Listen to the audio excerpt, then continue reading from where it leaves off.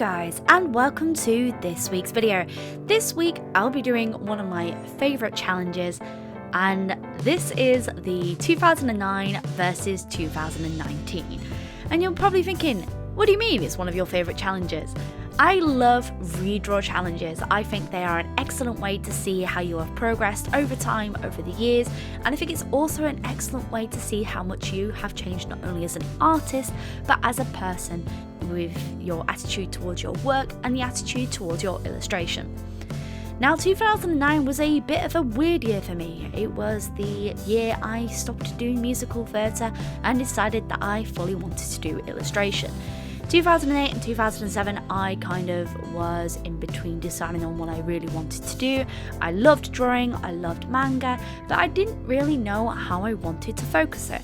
And 2009 was the year I started doing comics. I started to become obsessed with doing manga, and 2009 I went to university, and that was sort of the beginning of how my art really changed and really developed to what it is today.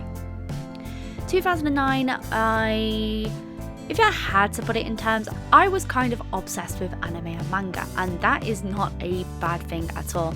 I wanted to be a manga artist. It is something that I had an obsession with for the longest time, and it genuinely was something that I really wanted to be. And that kind of reflected really on my art. I also had a obsession with opposites attract, which is kind of something that's leaked into my work today. I had this sort of idea of like angels or good versus evil, and I always was doing stories of good overcoming evil, and that's kind of how my stories always were. They were always good versus evil, good triumphing over evil, overcoming obstacles, and I never really understood what this obsession was about. And kind of 2009 was an interesting year because it's the year I really started to develop with colour. Before that, I avoided colour like a 10-foot barge pole.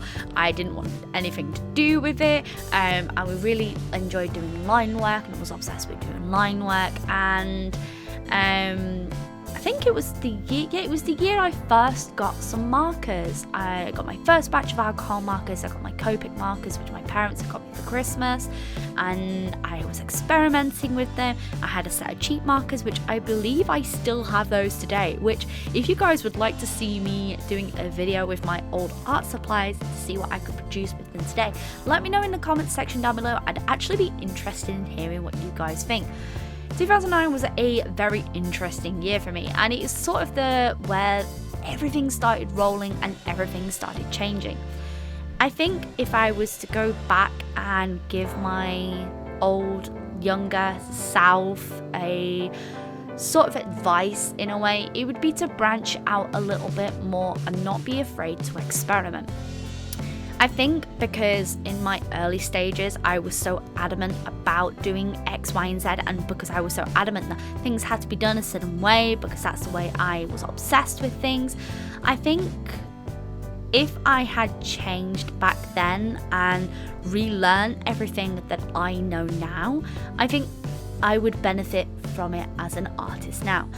I still find that I'm learning a lot, and a big difference is now I use watercolours, and I never thought I would have used watercolours back then. I used mixed media. 2009 was the year I started doing digital art, and that should be actually interesting. If you guys want to see my first batches of digital art, let me know in the comments section down below. I actually have access to those old files now, and some of those drawings are a little interesting. But here's the thing, I never thought I was bad. This illustration that I'm redrawing was part of some of the illustrations that I used to get into university. And I remember being so proud of this illustration because it was my first time properly using my markers, and it was the first time that I'd really used colour properly. And it conveyed everything I wanted to do. It was a good versus evil with a very similar palette, but using very small things to show the differences. And I think it was a piece that I was really proud of. If I could go back, I'd probably change a lot of things about it, but it was a good start. It was a good start to where I kind of was heading on what I wanted to do. And I think that's really important as well. Like, my work wasn't bad, but in the grand scheme of things, it could have been so much better if I had pushed myself much more. I think as artists, we have this tendency to look back at our old work and kind of judge ourselves and be embarrassed of our old style, the way we used to draw. And I don't think that necessarily should be the case. Yes, my older drawing isn't what my current style is, but I remember how proud I was at that time and what development I have had since then that has completely changed not only my style but my ethic as an artist and what I want to achieve now and what my goals are. You gotta remember, like, as a person, you do grow and your work is gonna grow and develop as you grow. And I think this is a very important thing to not kind of be embarrassed of your old work, because you never should be embarrassed of what you draw. I think every time we draw, we improve, and every time we do something, yes, it may not be the best work to our best abilities. Like, heck, this work is not the best piece of work I have ever done, and I know that. It's very simple. It's 2 headshots with some chibi style characters thrown in. It isn't the best piece of work I am ever going to produce, but I can understand by looking at where my mindset was when I first produced a piece to what I would produce now and how I would change the dynamics. If I was to redo this piece, as in, say, completely change it rather than redraw it, I would make it more of a yin-yang effect and really push the opposites attract.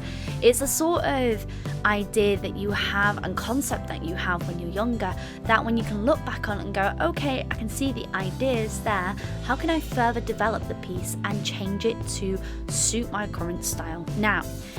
Yet again, I don't get why people get embarrassed of their old work. Look at your old work, be proud of what you achieve, and even if every piece of work that you do is not the most fantastic piece of art that you're ever going to draw, still be proud of you actually achieving something and you actually drawing something. I think we put so much pressure upon ourselves that every piece has to be this perfect, most beautiful piece that we're ever going to draw. And the reality is, not every piece that you're going to produce is going to be perfect.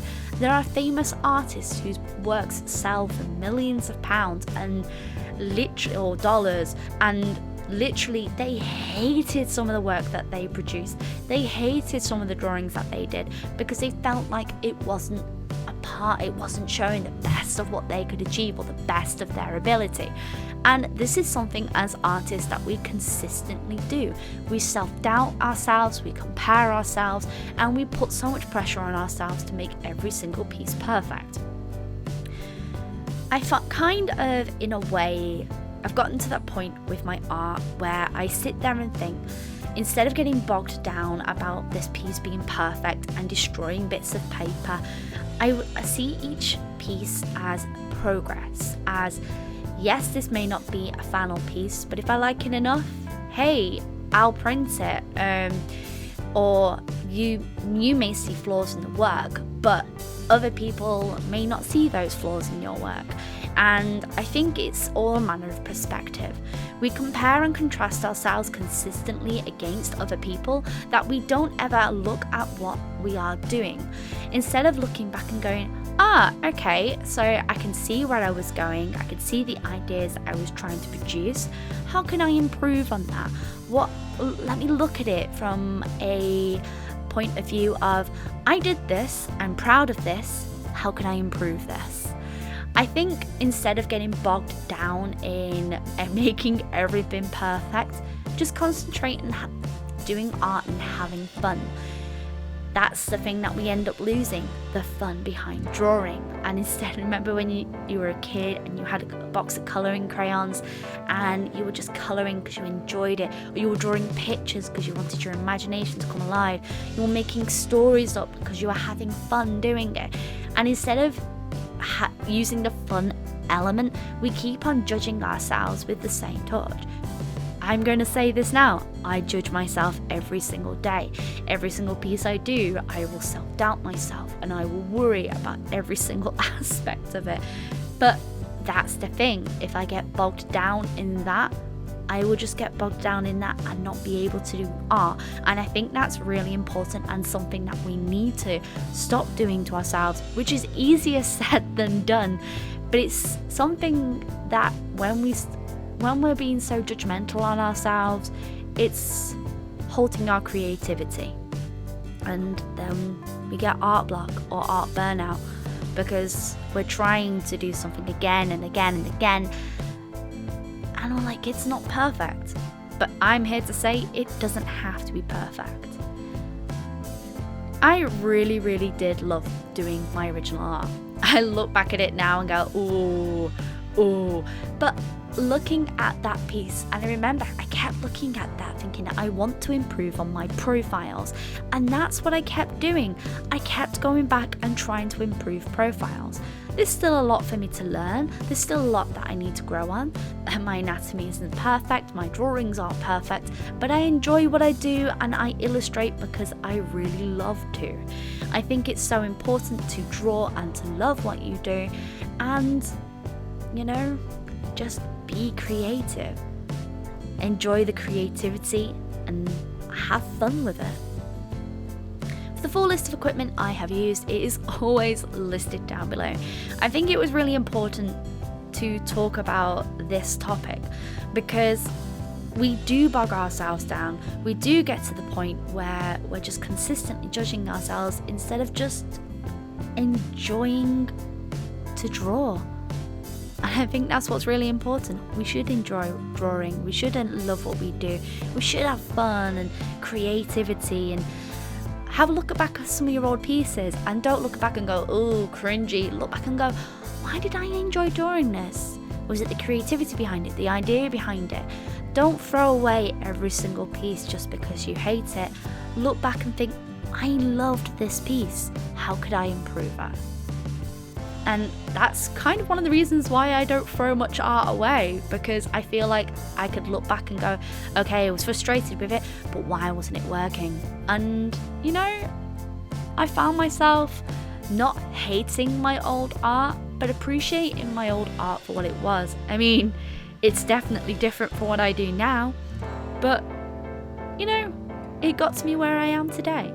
So here's a few final looks at the piece. You can definitely say my style has changed and diverted over the years, but I'm in a much happier place with my art than I ever have been.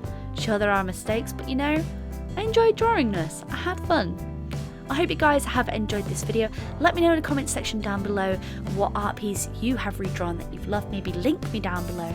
Hope you guys have enjoyed this video. Maybe like, comment, subscribe. But as always, folks, stay creative.